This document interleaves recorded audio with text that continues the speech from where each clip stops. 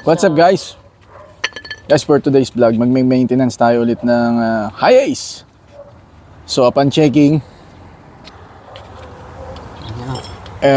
kailangan na natin magpalit ng shock absorber. Kasi mahina ng balik pag tinetesting. Saka brake pads guys, after 2018 ako nagpalit original. So mga 5 years, palit na ng yan yun yung ito, tingnan natin yung tsura nung nakakabit na original. Manipis na guys. Pag ganyan na wala nang kanal halos, magpalit na kayo. Although makapal pa yan guys, yan na yung sinyalis na na magpapalit kayo. Huwag niyong intayin mawala yung linya. Yan manipis na yan sa standard ng mga brakes. So that's the time na magpalit na kayo. Punta muna tayo dun sa bilihan ng piyesa. Kasama rin pala guys yung ngayon, change oil. As usual, Lexus motor oil, fully synthetic. Papalit na rin ako na guys, fuel filter, replacement lang pero Japan naman, Asahi. Naglilinis din tayo ng preno, bumili ako ng brake cleaner. We'll check the timing belt. So naka-ready na rin ang timing belt natin for possible replacement na rin. Kasama na rin ang hydraulic tensioner. And ang tandem ng oil, ang oil filter. Yan, so guys, nabili na natin yung mga parts. At kinakabit na ngayon ni Erwin. First na kinabit is yung shock. Bagong-bago yan. Another 13 years. Pero ang hirap ikabit dahil sobrang kunat pa. Hirapan si Erwin. Okay na pala. Kabit na ba? Kabit na pala. Yan, walang lifter yan. Next guys, nakabit na rin pala yung guys, bagong brake pads natin. Gusto, na-drain na rin tuwin, di ba? Na-drain na rin yung oil. So sasalpakan na lang din ng bagong oil. So ito lang ang concern ni Erwin, itong upper wishbone. Kasi medyo lang naman, may galaw na raw to. Pero siguro naman dahil bago yung suspension, baka ma-compensate niya yung pero bago kasi yung baka hindi naman magsalo masyado dahil bago na yung suspension. So for the meantime, pansamantagal, baka magpa-injection na lang ako ng dito, ng silicone grease. Yan ang kalimitang remedyo dyan para hindi na magtanggal ng upper assembly. Kasi madugo. Parang 12,000 ata. So guys, FYI lang, ang isang shock absorber, front. Yan, original yan, Toyota. Ang isa nito is 2,650. So dalawa, 5 something. Mas mura ang likod guys. Itong panglikod, original din yan, Toyota. Nasa 2,550 lang. Parang mas mahal lang to ng 100 pesos yung unahan. So all in all, nasa yan, sa 10 plus. Plus brake pads guys, 4,500 unahan. Original din.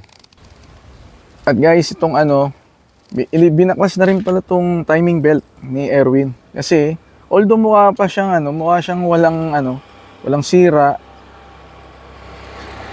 Ayan parang malinis pa, di ba? Pero may nakita siyang isang ngipin dito na nagbe-break may lamat na.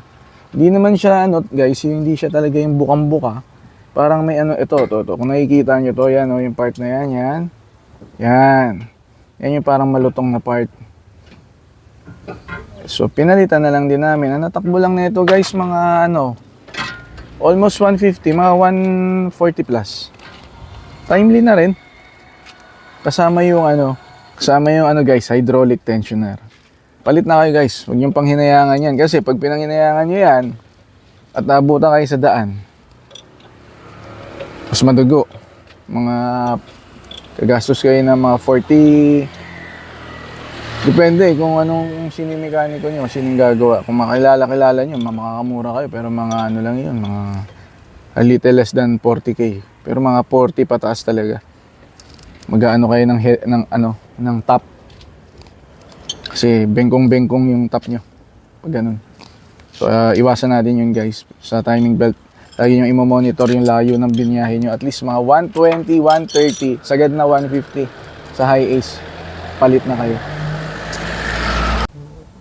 Ito naman guys, sa likod naman tayo. Check natin yung brakes, makapal pa. So linis lang to guys.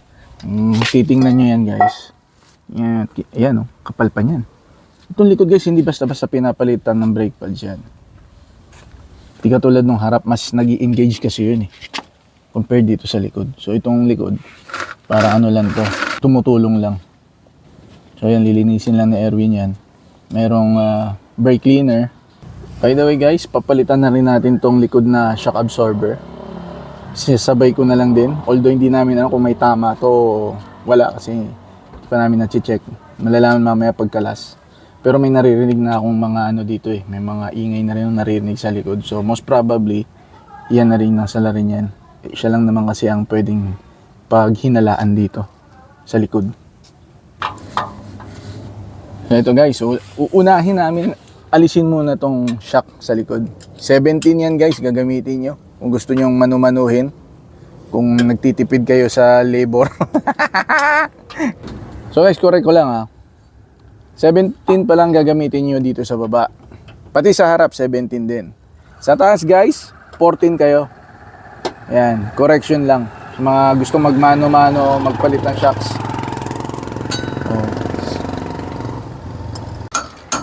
Ayan, so guys, sa tagal nang hindi ginalaw yun. Since 2011. So nanuot na yan sa dumi, sa kalawang. Kailangan na pukpukin para ma-disengage yung pwesto. Ayan na guys, naalis na. Ayan guys, oh. Yes. Sobrang kinis. Bagong bago, paps. Ito yung luma, paps. Pag tinesting nyo yan, paps, yan oh. Ayan, ito yung luma.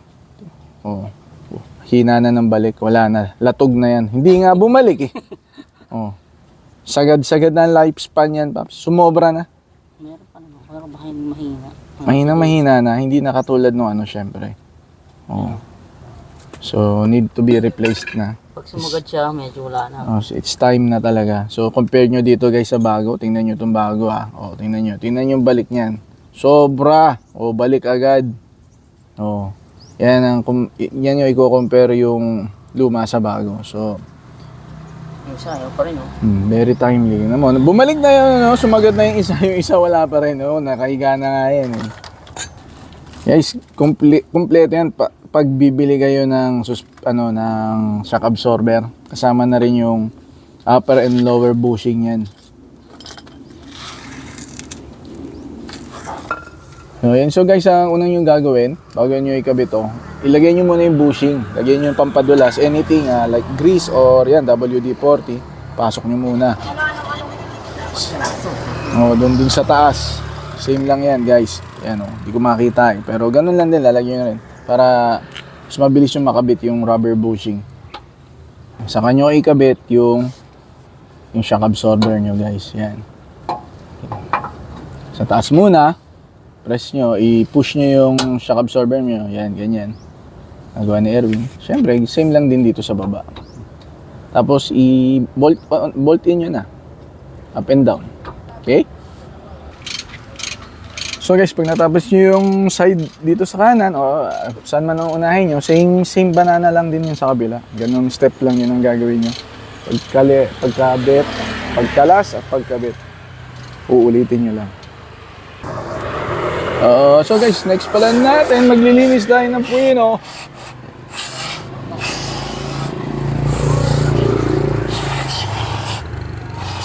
Pang-alis ng mga dust, carbon na kumaskas sa brake.